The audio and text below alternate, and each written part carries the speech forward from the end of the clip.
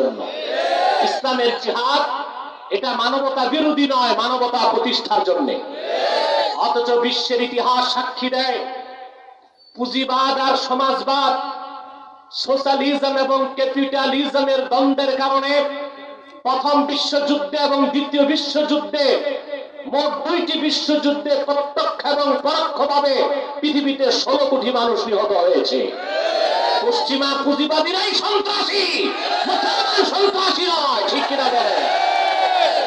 কিন্তু চোরের মার বড় গলা। আমেরিকা যুদ্ধ করছে, ওয়ার এগেইনস্ট টেররিজম, সন্ত্রাসের বিরুদ্ধে যুদ্ধ ঘোষণা করেছে বিশ্ব সন্ত্রাসী আমেরিকা, ঠিক কিনা বলে? ওরা যে কতটা ভদ্র, কতটা সভ্য আপনারা দেখেছেন। ক্ষমতার পালা বদলে আমেরিকাতে ক্যাপিটাল হিলের মতো জায়গায় ট্রাম্পপন্থী আর ড্রামপন্থী অস্ত্র সারা মারামারি করে 4 জন জায়গায় শেষ। আমি ভেবেছিলাম বাংলাদেশের এই জীবাণু আমেরিকায় ঢুকলো কেমন করে, পরে ভাবলাম এ তো বাংলাদেশের চেয়ে ভয়ঙ্কর। এরকম দৃশ্য আমাদের গুলিস্তান মোড়েও দেখা যায় না। আমেরিকার ক্যাপিটাল হিলে যা ঘটেছে, ঠিক কিনা বলেন? তাহলে ইসলাম কি সন্ত্রাস? ইসলাম মানুষকে মানবিকতার শিক্ষা দিয়েছে, মানবতার শিক্ষা দিয়েছে, বলেন সুবহানাল্লাহ। ইসলাম ধর্মটা কতটা মানবিক দেখুন।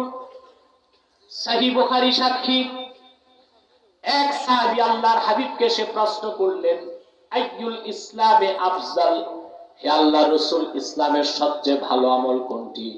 রাসূলুল্লাহ বললেন, তুতইমুত তাআমা ওয়া তাকরাউস সালামা আলা মান আরাফতা ওয়া মান লাম তারিফ।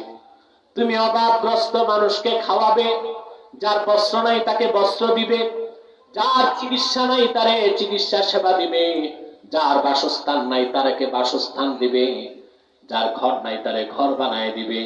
এই ইতআমুত তাআম হলো সবচেয়ে বড় আমল ইসলামে। আর যাকে চিনো আর চিনো না তারে সালাম দিবে। তাহলে চিন্তা করেন, রাসূলুল্লাহ সাল্লাল্লাহু আলাইহি সাল্লাম মানব উপকারকে ইসলামের শ্রেষ্ঠ আমল নির্ধারণ করেছেন।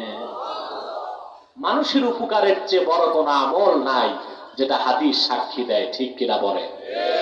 আমাদের মুসলমানের মধ্যে অভ্যাস কম, আমরা মানুষের উপকার করি না, অপকার করার চেষ্টা করি। আমরা খুব ভালো করে শিখছি 2টা জিনিস, চুরি আর দুর্নীতি, আর শিখেছি কিভাবে আরেক মানুষের ক্ষতি করা যায়, কাকে কত জলদি বাঁশ দিয়ে পিছন দিক দিয়ে ধরাশায়ী করা যায়। এই বিদ্যায় আমরা পটু। আরেকটা বিদ্যায় আমরা পটু, কত জলদি দুর্নীতি করে চুরি করে আঙ্গুল ফুলে কলা গাছ হওয়া যায়, ঠিক কিনা বলেন? দেখেন না চায়না কত দামি তালা বানায়, ওরা দাবি করেছে টপ মোস্ট সিকিউরড লক। এত দামি তালা এটা চোর খুলতে পারবে না। চায়নার বানানো এত দামি তালা বাংলাদেশের চোরের কাছে 30 সেকেন্ড। ওরা তালা বানায় জান শেষ, এরা চুরি বিদ্যা শিখতে শিখতে জান শেষ, ঠিক কিনা বলে? মানুষের উপকার করতে না পারলেও অপকার করবেন না। মানব ইসলাম পুরাটাই মানবিক। হযরত আলী একজন ভিক্ষুককে একটা আংটি দান করলেন নামাজের মধ্যে, আল্লাহ খুশি হয়ে আলীর শানে আয়াত নাজিল করে দিলেন। এর থেকে বোঝা যায় ইসলাম পুরাটাই মানবিক, ঠিক কিনা বলে? এখানে সন্ত্রাসের কোনো সুযোগ নাই, অমানবিকতার কোনো সুযোগ নাই, সাম্প্রদায়িকতার কোনো সুযোগ নাই। আজকে কাফের মুশরিক নাস্তিক বুদ্ধিজীবী নামের বুদ্ধি প্রতিবন্ধীরা ইসলাম পন্থীদেরকে জঙ্গিবাদী বলতে চায়, উগ্রবাদী বলতে চায়।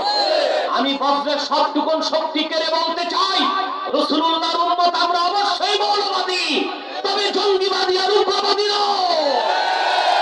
আমরা জঙ্গিবাদকে পছন্দ করি না, জিহাদ ফি সাবিলিল্লাহকে সমর্থন করি, ঠিক কিনা বলেন?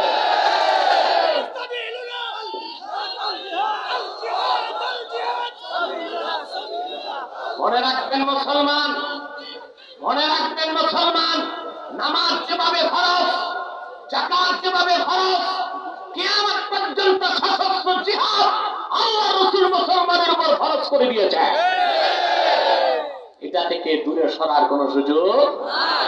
আমরা মৌলবাদী, তবে আমরা উগ্রবাদী নই। এক বুদ্ধিজীবীর সাথে লাইভ শোতে দেখেছেন আপনারা, সে আমাকে মৌলবাদী বলেছে। আমি বলেছি অবশ্যই আমি মৌলবাদী, তবে উগ্রবাদী নই। মৌলবাদ এক জিনিস, উগ্রবাদ আর এক জিনিস, ঠিক কিনা বলেন? মৌলবাদী হওয়া ছাড়া মুসলমান হওয়া যায় না। ফরমালিন যুক্ত মুনাফিক হওয়া যায়, দিল্লির গোলাম হওয়া যায়, ইসরায়েলের গোলাম হওয়া যায়, ইহুদির গোলামি করা যায়। মৌলবাদী হলেই সত্যিকার মুসলমান হওয়া যায়, ঠিক কিনা বলেন? আমার ভাইরা, তাহলে ইসলাম পুরাটাই মানবিক, ঠিক কিনা? মানুষের উপকারকে ইসলাম সর্বোচ্চ গুরুত্ব দিয়েছে। আজকে পশ্চিমারা যে মানবাধিকারের কথা বলে, ওদের কাছে কিসের মানবাধিকার? ওদের মানবাধিকার কি রকম দেখুন। পশ্চিমা দুনিয়ায় কুকুর হত্যা করলে জরিমানা আছে, বিড়াল হত্যার জন্য 8 থেকে 10,000 ডলার জরিমানা করা হয় যুক্তরাষ্ট্রের আদালতে। কিন্তু গণতন্ত্রের ফেরিওয়ালা এই কুখ্যাত যুক্তরাষ্ট্র উপসাগরীয় যুদ্ধের পর থেকে আজ পর্যন্ত শুধুমাত্র মধ্যপ্রাচ্যে, ইরাকে, আফগানে, লিবিয়াতে, সিরিয়াতে 25 লক্ষ মুসলমানকে হত্যা করেছে। কিন্তু সন্ত্রাসী বুশ, ট্রাম্প, ক্লিন্টন, বাইডেনদের কোনো বিচার হচ্ছে না। এটাই হচ্ছে পশ্চিমাদের মানবাধিকারের নামে প্রহসন, ঠিক কিনা বলে? এটা তাদের মানবাধিকার নয়, এটা হচ্ছে তাদের খ্রিস্টান অধিকার রক্ষা করা। মানবাধিকারের শিক্ষা দিয়েছে ইসলাম, মানবিকতার শিক্ষা দিয়েছে ইসলাম, সাম্প্রদায়িক সম্প্রীতির শিক্ষা দিয়েছে ইসলাম, ঠিক কিনা বলে? রাসূলুল্লাহ সাল্লাল্লাহু আলাইহি ওয়াসাল্লাম কি বললেন? যে সবচেয়ে শ্রেষ্ঠ আমল ইসলামে তুতইমুত তাআম, তুমি মানুষকে খাওয়াবে। সুবহানাল্লাহ। এখানে একটা সূক্ষ্ম বিষয় আছে, আল্লামা বদরুদ্দিন আইনি উমদাতুল কারিতে ব্যাখ্যা করেছেন। তুতইমুত তাআম কেন বলা হলো? বাবে ইফআল থেকে আকালা ইউকিলু তুকিলু, মানে মুখে খাওয়ানো। রাসূলুল্লাহ সাল্লাল্লাহু আলাইহি ওয়াসাল্লাম শুধু মুখে খাওয়ানোর কথা বলেন নাই, বাবে ইফআল থেকে বলেছেন আতআমা ইউতইমু তুতইমু, তুমি মানুষকে খাওয়াবে। এর অর্থ ব্যাপক, অর্থাৎ যার খাদ্য নাই তারে খাদ্য দিবেন, যার মেয়ের বিয়ে হয় না যৌতুকের অভিশাপের কারণে সেই মেয়ের বিয়ের ব্যবস্থা করবেন, যার ঘরে চাল নাই তারে চাল দিবেন, যার বস্ত্র নাই তারে বস্ত্র দিবেন, যার শিক্ষার টাকা নাই তারে শিক্ষার ব্যবস্থা করে দিবেন। সুবহানাল্লাহ বলবেন না? বর্তমান দুনিয়ায় যেটাকে বলা হয় 5 প্রিন্সিপাল ডিমান্ডস, ঠিক কিনা বলেন? 5টা অধিকার। কয়টা? মাত্র 70 বছর আগে জাতিসংঘ ঘোষণা করেছে 5টা অধিকার: খাদ্য, বস্ত্র, চিকিৎসা, বাসস্থান, শিক্ষা, ঠিক কিনা? কথা বলেন। কিন্তু রাসূলুল্লাহ সাল্লাল্লাহু আলাইহি ওয়াসাল্লাম 1500 বছর আগে তুতইমুত তাআম বলে 5টার কথা বলে দিয়েছেন। সুবহানাল্লাহ বলবেন না? আল্লাহর রাসূল 1500 বছর আগে তুতইমুত তাআম বলে শুধু 5টা অধিকার না, একজন মুসলমানের উপর আরেক মুসলমানের যত অধিকার আছে সব ফরজ করে দিয়েছেন। ইমাম শাফি বর্ণনা করেছেন, আল্লাহর হাবিব ইরশাদ করেছেন, আমার কোন ধনী উম্মত যদি রাতের বেলা আরামে ঘুমায় আর তার প্রতিবেশী যদি না খেয়ে কষ্ট পায়, সেই ধনী উম্মত আমার দলভুক্ত নয়, আমার উম্মত নয়। সুবহানাল্লাহ বলবেন না? আল্লাহর হাবিবের হাদিসের ব্যাখ্যায় ফকিহগণ লেখেন, একজন মুসলমানের আশেপাশে 40টি ঘর তার প্রতিবেশী। কত ঘর? জোরে বলেন। আপনি একজন ধনী মানুষ, আপনার চারপাশে 40টি ঘর আপনার প্রতিবেশী। আল্লাহ রাসূল আপনার উপর ফরজ করে দিয়েছেন, আপনি ধনী মুসলমান, 40 ঘরের কেউ যদি অভুক্ত থাকে আর আপনার ঘরে খানা আছে, কাল হাসরে আপনি রাসূলুল্লাহর শাফাআত পাবেন না। ইসলাম কতটা মানবিক জীবন বিধান চিন্তা করে দেখেন, যেখানে মানুষ আর মানবতার কল্যাণকে সবচেয়ে বেশি নিশ্চিত করা হয়েছে, সেই ইসলামকে সন্ত্রাস বলতে পারে পৃথিবীর কুকুর সদৃশ জানোয়ার কাফের মুশরিকরা, ঠিক কিনা? কয়টা ঘর আপনার প্রতিবেশী? শুধু তারে খাওয়াবেন না, সব চাহিদা পূরণ করবেন। যার খাদ্য নাই তারে খাদ্য দিবেন, যার বস্ত্র নাই তারে বস্ত্র দিবেন, যার চিকিৎসার টাকা নাই তারে চিকিৎসার টাকা দিবেন। সুবহানাল্লাহ বলবেন না? আমরা রমজানে 2 পয়সা যাকাত দিয়েই মনে করি সব করে ফেলছি। যাকাত আর যেটা দেন ওটা তো আপনারটা দেন না, গরিবের হক আপনি তারে দেন। কিন্তু সারা বছর আপনার উপর দায়িত্ব হচ্ছে অন্য অভাবগ্রস্ত মুসলমানের অভাবগুলো পূরণ করে দেওয়া, বলেন সুবহান। মনে রাখবেন মুসলমান, অনেক বেশি নামাজ রোজা করে আপনি যতটুকু মর্তবা লাভ করবেন, আপনি যদি ফরজ ওয়াজিব সুন্নত আদায়ের পর মানুষের উপকার করেন তার চেয়ে বেশি মর্তবা পাবেন। আমি একটি হাদিস শোনাচ্ছি, খাতিবে তাবরিজি মিশকাতুল মাসাবিহে হাদিসটি এনেছেন। আল্লাহর হাবিব একদিন ঘোষণা করলেন, ইন্না ফিল জান্নাতি গুরাফান ইউরা যুহুরুহা মিন বুতুনিহা ওয়া বুতুনুহা মিন যুহুরিহা। আল্লাহর জান্নাতে এমন কিছু কামরা আছে যে কামরাগুলোর ভিতর থেকে বাহির দেখা যায়, বাহির থেকে ভিতর দেখা যায়। সুবহানাল্লাহ বলবেন না? ফাকামা আরাবিয়ুন ফাকালা লিমান হাযা ইয়া রাসূলুল্লাহ।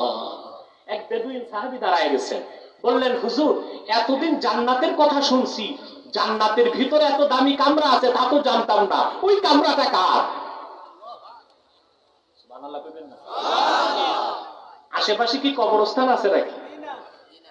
আশেপাশে আছে, একটু আছে, একটু দূরে হলেও আছে। এই মুর্দারের খাসলত পেয়ে গেছেন আপনারা, সেই জন্য সোহবতে সালে তোরা পাইছেন না তালে তোরা আমি জানি না। আর অল্প সময় আমি আমার বিষয়টা গুছায় ফেলছি আলহামদুলিল্লাহ। বেদুইন দাঁড়িয়ে বলল, লিমান হাযা ইয়া রাসূলুল্লাহ, হুজুর এত সুন্দর কামরা আল্লাহ কারে দিবেন? বেহেশতের ভিতরে এত ডিলাক্স রুম, ভিআইপি কামরা, এটা পাবে কে?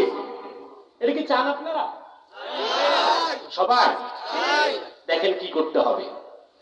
আল্লাহর হাবিব বললেন, লিমান আতাবাল কালাম ওয়া আতামাত তাআম ওয়া আদামাস সিয়াম ওয়া সাল্লা ফিল লাইলি ওয়ান নাসু নিয়াম। যে ব্যক্তি তার মুখের কথা পবিত্র করলো, সুবহানাল্লাহ বলবেন, তার মানে সত্য কথা বলল, মিথ্যা বলল না, গীবত করল না, হিংসা করল না, অপরকে গালিগালাজ করলো না, ঠিক কিনা বলেন? আমাদের মধ্যে এই অভ্যাস বেশি না কম? আমাদের মুখের কথা যে কতটা পবিত্রতা জাতীয় সংসদের বক্তব্যগুলো শুনলে বোঝা যায়। এক নেতা আরেক নেতার 14 গোষ্ঠী উদ্ধার করে জাতীয় সংসদে, জনগণের টাকা দিয়া পরিচালিত সংসদে আমরা এমন ভাবে একজন আরেকজনের গীবত করি, ঠিক কিনা বলেন? কে কোন কালে যাইয়া কার সিন্দুক চুরি করছে সেই ইতিহাস আমরা সংসদে শুনতে পাই, ঠিক কিনা বলেন? 20 বছর আগে কে গুলিস্তানে আদম ব্যাপারী ছিল তাও আমরা শুনতে পাই। কে খাদ্য ভেজাল মিশাইছে সব আমল নামা ফেরেশতার কি দিবে ওখানেই সব খোলা হইতে দেয়, কথা বলেন না? তারপর আমাদের মুখের কথা কতটা বিশ্রী তা আমরা জানি। ঝগড়া হলে আমরা অত্যন্ত অশ্লীল বাক্যালাপ করি, ঠিক কিনা বলেন? রাসূলুল্লাহ সাল্লাল্লাহু আলাইহি ওয়াসাল্লাম বলেছেন, লিমান আতাবাল কালাম, যে তার মুখের কথা পবিত্র করলো, ওয়া আতআমাত তাআম, মানুষকে খাওয়ালো। এই খাওয়ানোর মানে কি শুধু মুখে খাওয়ানো? যার বস্ত্র দরকার তারে বস্ত্র দেওয়া, ঠিক কিনা? যার চাকরি নাই তারে চাকরি দেওয়া, যার ঘর নাই তারে ঘর দেওয়া, যার ওষুধের টাকা নাই তাকে ওষুধের ব্যবস্থা করে দেওয়া, যার শিক্ষা দেওয়ার ব্যবস্থা নাই তার বইপত্র কিনে দেওয়া, ঠিক কিনা বলে? আমরা মাঝে মধ্যে মানুষ তো খাওয়াই না তা তো না, গরিব মানুষে খাওয়াই না। মেয়ের বিয়েতে দাওয়াত দেয় সব এমপি, মন্ত্রী, কাউন্সিলর, চেয়ারম্যান আর মেম্বার, ঠিক কিনা বলে? গরিব মানুষ দাওয়াত পায়। আর রিকশাওয়ালা যে গোষ্ঠের গ্রাম শুনলে যার ভিতর ত্রাহি ত্রাহি করে, ওই লোকটা দাওয়াত পায় না। নিজের গরিব ভাইটাও দাওয়াত পায় না, দাওয়াত পায় এলাকার সব রাগব আর বোয়াল, ঠিক কিনা বলে? ফকির মিসকিন দরজার সামনে দাঁড়ায় থাকে, চুষে খাওয়া জুটা হাড্ডি গুলো চাটার জন্য পড়ে, সত্য? তারপর গেটের সামনে আবার বড় টেবিল থাকে, এর মানে হচ্ছে দিয়ে যান খেয়ে যান। এর জন্য এক মহা আশ্চর্য ব্যবসা বাংলাদেশে চলতেছে এখন, বিয়ে শাদীর নামে, ঠিক কিনা? টেবিল বসানোর উদ্দেশ্য কি? দিয়ে যান খেয়ে যান। আর আপনি ধনী মানুষ, একটা ডিনার সেট দিবেন 30,000 টাকা, খাইবেন মাত্র 300 টাকা, পুরাটাই তো নেট প্রফিট। এইরকম হোটেল ব্যবসা লাগে না তো 2-4টা বিয়ে শাদী যদি বছরে করানো যায়? আল্লাহ রাসূল সাল্লাল্লাহু আলাইহি ওয়াসাল্লাম বলেছেন, লিমান আতাবাল কালাম ওয়া আতআমাত তাআম, ওয়া আদামাস সিয়াম, বেশি বেশি রোজা রাখলো, ও সাল্লা ফিল লাইলি ওয়ান নাসু নিয়াম, নামাজ পড়লো তখন তাহাজ্জুদ, মানুষ ঘুমিয়ে থাকলো যখন। এই চারটা কাজ যে করবে, বিশেষ করে মানুষকে খাওয়াবে, মানুষের উপকার করবে, আল্লাহ পাক তাকে জান্নাতের স্পেশাল কামরাগুলো দান করে দিবেন। আমার ভাইরা এবার আসেন, হযরত আলী রাদিয়াল্লাহু তাআলা আনহু একজন ভিক্ষুককে একটি আংটি দান করার কারণে আল্লাহ পাক উম্মতি মুসলিমার অভিভাবকত্ব তাকে দান করেছেন, ঠিক কিনা বলেন? শব্দটা হলো ওয়ালি। শব্দ কি? ইন্নামা ওয়ালিয়ুকুমুল্লাহ। আল্লাহ তাআলা কয়েকটা বিষয়কে কোরআনে ওয়ালি বলেছেন। এক, সাহায্যকারীকে আল্লাহ ওয়ালি বলেছেন। কাকে? কাকে? আল্লাহ পাক বলেন, ইন্না ওয়ালিয়াল্লাহুল্লাযী নাযালাল কিতাবা ওয়া হুয়া ইয়াতাওয়াল্লাস সালিহিন। নিশ্চয় আমার ওয়ালি মানে আমার সাহায্যকারী হলেন আল্লাহ। এখানে ওলি অর্থ সাহায্যকারী। ওলি অর্থ কি? আরেক জায়গায় আল্লাহ তাআলা বলেন, আল্লাহু ওয়ালিয়ুল্লাযীনা আমানু ইউখরিজুহুম মিনাজ যুলুমাতি ইলান নূর। যারা মুমিন তাদের ওলি হলেন আল্লাহ পাক। আল্লাহ পাক তাদেরকে অন্ধকার সমূহের ভিতর থেকে বের করে একটি আলোর পথে নিয়ে আসেন। এখানে ওলি অর্থ বন্ধু। সুবহানাল্লাহ বলেন। আর আমি যে আয়াতের ব্যাখ্যা করছি, ইন্নামা ওয়ালিয়ুকুমুল্লাহু ওয়া রাসূলুহু, এখানে ওলি অর্থ অভিভাবক। তাহলে ওলির কয়টা অর্থ পাইলাম আমরা? তিনটা।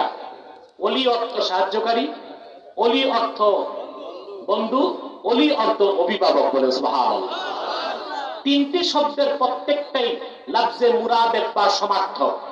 যিনি ভালোবাসবেন তিনি সাহায্য করবেন, যিনি সাহায্য করবেন তিনি অভিভাবক হবেন, ঠিক কিনা বলেন? তাহলে আমরা আজকের আলোচনায় এতটুকু বুঝতে পারলাম, আল্লাহ আমাদের অভিভাবক, আল্লাহ রাসূল আমাদের অভিভাবক এবং সাহাবায়ে কেরাম আমাদের অভিভাবক, ঠিক কিনা বলেন? এর থেকে বোঝা যায় সাহাবায়ে কেরাম মেয়ারুল হাক্কি ওয়াল আদালা, সত্য এবং ন্যায়পরায়ণতার মানদণ্ড সাহাবায়ে কেরাম, ঠিক কিনা বলেন? আমরা কোন সাহাবীর বিরোধিতা করব না। বাংলাদেশে একদল ভণ্ড সুন্নি আছে যারা ইয়াজিদকে গালিগালাজ করতে যে হযরত মুয়াবিয়াকে গালিগালাজ করে। তারা কুখ্যাত রাফিজি শিয়াদের দালাল। আমরা শিয়া সম্প্রদায়কে মুসলমান মনে করি না। শিয়া দুই প্রকার, মোট 12 প্রকার, মূলত দুই প্রকার। একটা আহলুত তাশাইয়্যু কুবরা আর একটা আহলুত তাশাইয়্যু সুগরা। একটা ছোট শিয়া আর একটা বড় শিয়া। বড় শিয়া যারা, তাদের আকীদা কি জানেন? তারা বলে, তাদের আকীদা ইরতাদ্দান নাসু বাদা ওয়াফাতিন নবী সাল্লাল্লাহু আলাইহি সাল্লাম ইল্লা আলী। আল্লাহ রাসূল দুনিয়া থেকে বিদায় নেবার পরে হযরত আলী ছাড়া সব সাহাবী মুরতাদ হয়ে গেছেন। নাউজুবিল্লাহ বলবেন না? তাদের আকীদা ও বিশ্বাস, কোরআনের মধ্যে তারা কোরআন কারীম ছেপেছে। সেই কোরআনে একটা নতুন সূরার নাম তারা দিয়েছে সূরাতুল ওয়ালায়া। নাউজুবিল্লাহ বলবেন না? ওয়ালায়া নামে কোন সূরা আছে? এটা কোন সূরা জানেন? আমি পড়ি, আপনারা শোনেন। একটা আয়াত তারা ডুবেছে, সেটা হলো আলাম নাশরাহ লাকা সাদরাক ওয়া ওয়াদা'না আনকা উযরাক আল্লাযী আনকাযা যাহরাক ওয়া রাফা'না লাকা যিকরাক ওয়া জা'আলনা আলিয়্যান সাহরাক। যারা আল্লাহর কোরআনে হাত দেয় ওরা মুসলিম না অমুসলিম? সেই জন্য বড় শিয়া যারা, তাদেরকে আমরা কাফের মনে করি এবং তাদের গুমরও ফাঁস হয়েছে। আপনারা পত্রিকায় দেখেছেন, এই ভারতের শিয়া ট্রাস্টি বোর্ডের চেয়ারম্যান এক ভণ্ড শিয়া, সে ভারতের সুপ্রিম আদালতে মামলা করেছে কোরআন কারীম থেকে 26টি আয়াত নিষিদ্ধ করার জন্য। এটা কোন মুসলমানের কথা না কুখ্যাত কাফেরের কথা? সেজন্য আমি বলে থাকি, মধ্যপ্রাচ্য শান্তির মূলে যেমন ইসরায়েল, আরেক শান্তির মূলে হচ্ছে ইরান, ঠিক কিনা বলে? যারা আরব বিশ্ব এবং সুন্নি মুসলমানদের শত্রু হিসেবে কাজ করছে। আমরা ইসরায়েলের ধ্বংস চাই এবং ইরানে কুখ্যাত শিয়াদের পতন চাই, ঠিক কিনা বলে? আমার ভাইরা, হযরত আলীর মর্যাদা অনেক বেশি, তবে তার মানে এই নয় যে আবু বকর, ওমর, ওসমান থেকেও বেশি। সকল সাহাবীর মধ্যে শ্রেষ্ঠ হযরত আবু বকর, তারপর হযরত ওমর, তারপরে হযরত ওসমান, তারপর হযরত আলী। ঠিক কিনা বলেন? এরপর আল্লাহ পাক পরবর্তী আয়াতে বলছেন, وَمَن يَتَوَلَّ اللَّهَ وَرَسُولَهُ وَالَّذِينَ آمَنُوا فَإِنَّ حِزْبَ اللَّهِ هُمُ الْغَالِبُونَ। নিশ্চয়ই যারা আল্লাহকে অভিভাবক মানবে, মুহাম্মদ সাল্লাল্লাহু আলাইহি সাল্লামকে অভিভাবক মানবে, আর মুমিনগণকে অভিভাবক বানাবে, তারাই আল্লাহর দল, তারাই বিজয়ী হবে। ঠিক কিনা বলেন? তাহলে আমরা যে বিশ্বব্যাপী মার খাচ্ছি তার মূল হচ্ছে আমরা আল্লাহকে অভিভাবক মানি নাই, আমরা রাসূলুল্লাহকে অভিভাবক মানি নাই। ঠিক কিনা বলেন? আমরা অভিভাবক পেয়েছি বিশ্বমোড়ল যুক্তরাষ্ট্রকে, আমরা অভিভাবকত্ব দিয়েছি জাতিসংঘকে, সেই জন্য আমরা পৃথিবীর সব জায়গায় মার খাচ্ছি। দ্বিতীয় সমস্যা, আমরা আল্লাহর দলের হতে পারি নাই, আমরা হয়েছি শয়তান ও তাগুতের দলভুক্ত। 3 নাম্বার, আমরা নেতা নির্বাচন করতে পারি নাই, যত নেতা বানিয়েছি সব ফাসেক, ফাজের, বেঈমান। ঠিক কিনা বলেন? এটা হচ্ছে আমাদের মার খাওয়ার মূল কারণ। ঠিক কিনা বলেন? সত্যিকার অর্থে আমাদের অভিভাবক যে আল্লাহ, তাতে সন্দেহ আছে না। আপনি দেখুন 57টি মুসলিম রাষ্ট্রের বিরুদ্ধে সারা দুনিয়ার কাফের, মুশরিক, বেঈমান ঐক্যবদ্ধ হয়ে গিয়েছে। আপনারা অবাক হবেন, বর্তমান করোনা পরিস্থিতির আগে আমেরিকা, ব্রিটেন, ইসরায়েল একটি স্কিম তৈরি করেছিল। এই স্কিমটির নাম দ্য ডিলিং অফ সেঞ্চুরি। কি নাম? The dealing of century. এটার উদ্দেশ্য ছিল ফিলিস্তিনকে ইসরায়েলের রাজধানী বানাবে, বাইতুল মুকাদ্দাসকে ভেঙে সেখানে থার্ড টেম্পল নির্মাণ করবে। 3 নাম্বার, সিরিয়া এবং তুরস্কের একটা বিরাট অংশ, ইরাকের একটা অংশ নিয়ে গ্রেটার ইসরায়েল, বৃহৎ ইহুদি রাষ্ট্র তৈরি করবে। এই তারিখ ঘোষণা ছিল গত বছর মার্চ মাসে। কোন মাসে? না, গত বছর জানুয়ারিতে। 31st নাইট যেটা বলে, কোনটা? 31st নাইট, যেটা বছরের শুরু, সেদিন তারা চূড়ান্ত করবে ডিলিং অফ সেঞ্চুরি নামে। আল্লাহ পাক মুসলমানকে বাঁচাতে ইহুদিদের বিরুদ্ধে ঘোষণা করলেন কিলিং অফ সেঞ্চুরি।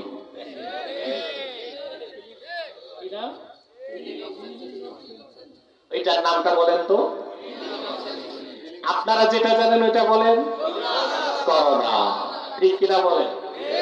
ওরা করলো ডিলিং অফ সেঞ্চুরি, আল্লাহ দিলেন killing of century. Killing of সেঞ্চুরির কাছে ডিলিং অফ সেঞ্চুরি বুমেরাং হয়ে গেছে। পশ্চিমা দুনিয়া বিপর্যস্ত হয়ে গেছে আল্লাহর একটি অদৃশ্য বোমায়।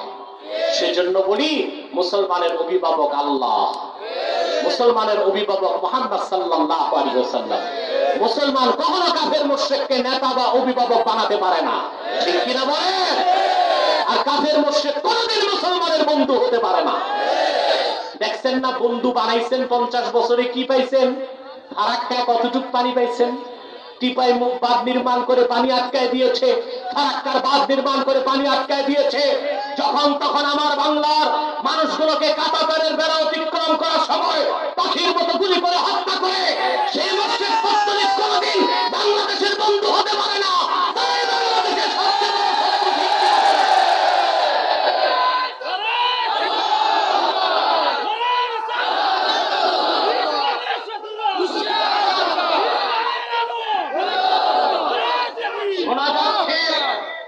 সিলেটবাসী সজাগ হয়ে যাও। শোনা যাচ্ছে সেই উগ্রবাদী সন্ত্রাসী প্রধানমন্ত্রী বাংলাদেশে হিন্দুত্ববাদী প্রধানমন্ত্রী আসতে চায়, তাকে আসতে দেওয়া হবে না। উগ্রবাদী হিন্দু নেতার হাতে কাশ্মীরের মুসলমানের রক্ত লেগে আছে, মুসলমানের রক্ত লেগে আছে। বাবরি মসজিদ শহীদ করার কলঙ্কিত সেই প্রখ্যাত হিন্দু মন্ত্রীকে বাংলাদেশে আসতে দেওয়া হবে না।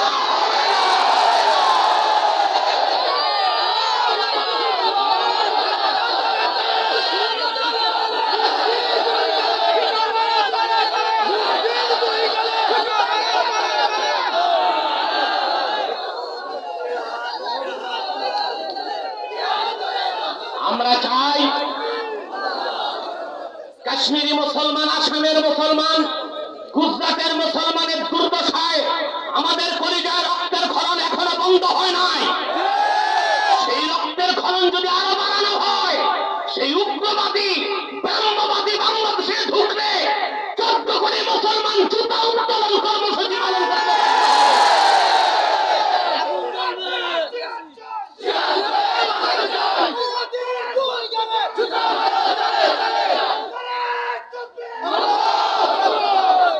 অতএব আমাদেরকে সিদ্ধান্ত নিতে হবে আমরা আল্লাহর দলভুক্ত হব কিনা। রাজি আছে?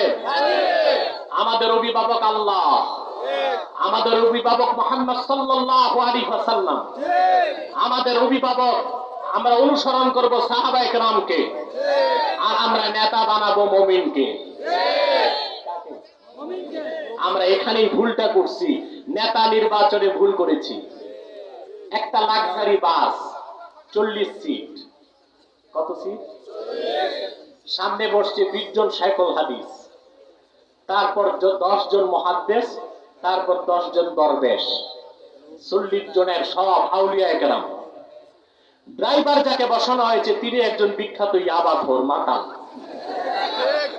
বাস যাবে আউশকান্দি থেকে চট্টগ্রাম, মেঘনা পার হওয়ার পরে এটা ডালে যাবে না খালে যাবে, কিন্তু বসা আছে সব নেককার, বসা আছে নেককার, সব মুহাদ্দিস শাইখুল হাদিস আর সুফি দরবেশ। কিন্তু যারে চালকের আসনে দিছে ওই লোকটাই ইয়াবাখোর মাতাল। বাস যাবে কই ডালে না খালে? দেশে 3.5 লক্ষ মসজিদ আছে, কথা সত্য বটে, হাজার হাজার মাদ্রাসা আছে, পীর আউলিয়ার খানকা আছে, কিন্তু চালকের আসনে যাদেরকে আমরা জায়গায় জায়গায় বসিয়েছি সব মাতাল।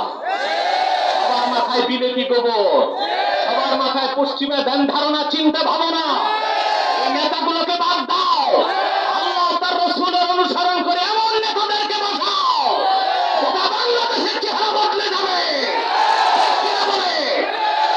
শুধু বাংলাদেশ নয়, 57টি মুসলিম রাষ্ট্রের জন্য এটাই হচ্ছে আল্লাহ দেওয়া ফর্মুলা, ঠিক কিনা বলে? আমরা আমরা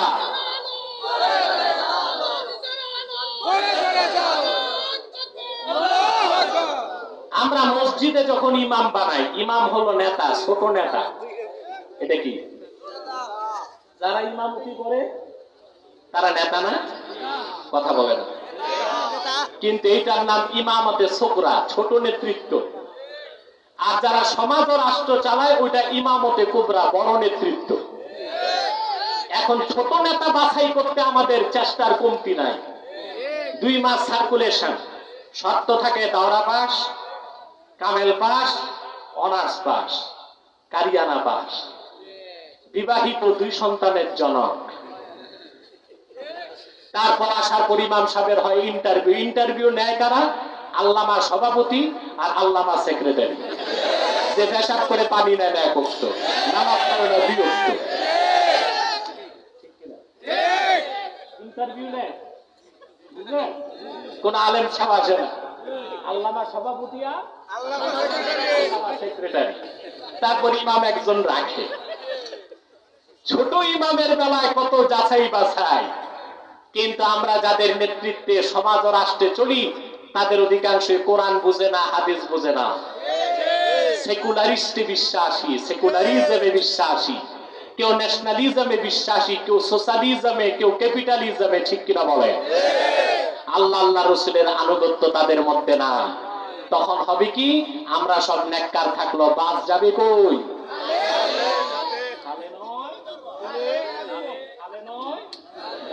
তাহলে আমাদের নেতা বানাতে হবে কাদেরকে? আল্লাহ পাক তা বলে দিয়েছেন, ঠিক কিনা? এরপর আল্লাহ পাক সতর্ক করে দিয়েছেন, ইয়া আইয়ুহাল্লাযীনা আমানু লা তাত্তাখিযুল্লাযীনা ইত্তাখাযু দীনাকুম হুজওয়ান ওয়া লা'iban মিনাল্লাযীনা উতুল কিতাবা মিন ক্বাবলিকুম ওয়াল কুফফারা আউলিয়া ওয়াত্তাকুল্লাহা ইন কুনতুম মুমিনিন। মুমিনগণ, কখনো তোমরা যারা কাফের মুশরিক বেঈমান তোমাদের দ্বীন ইসলামকে নিয়ে খেল তামাশা করে, হাসি ঠাট্টা করে, তোমাদেরকে নিয়ে কৌতুক করে এইসব অবিশ্বাসীদেরকে তোমরা বন্ধু বানায়ো না, নেতা বানায়ো না, ঠিক কিনা বলে? আল্লাহ পাক যেন কথাগুলোর উপর আমল করার তৌফিক আমাদেরকে দান করেন। বলুন আল্লাহুম্মা আমিন। জোরে বলেন আল্লাহুম্মা আমিন। সাদাকাল্লাহুল আযীম ওয়া সাদাকা রাসূলুহুন নবিয়ুল কারীম ওয়া নাহনু আলা যালিকা মিনাশ শাহিদিন ওয়াশ শাকিরিন আলহামদুলিল্লাহি রাব্বিল আলামিন। এখন আমি মুনাজাত করছি, যারা দাঁড়িয়ে আছেন 1 সেকেন্ডে বসে যাও। প্রশ্ন আছে, আমি দেখব উত্তর দেওয়া যায় কিনা। তোমরা প্রশ্ন করো, এই জন্য যেন সমাজে ফিতনা সৃষ্টি হয়। ফিতনা সৃষ্টির মতো কোনো প্রশ্ন আমি নিব না। এই মিয়া বসো, একটি কথা দাঁড়াবার চেষ্টা করো না। ওয়া শেষ হলে কি দৌড়িয়ে চলে যাবা নাকি আরো তো কাজ বাকি আছে, ঠিক কিনা? প্রিয় ভাই বন্ধুগণ, আমি আর আপনাদেরকে কষ্ট দিচ্ছি না।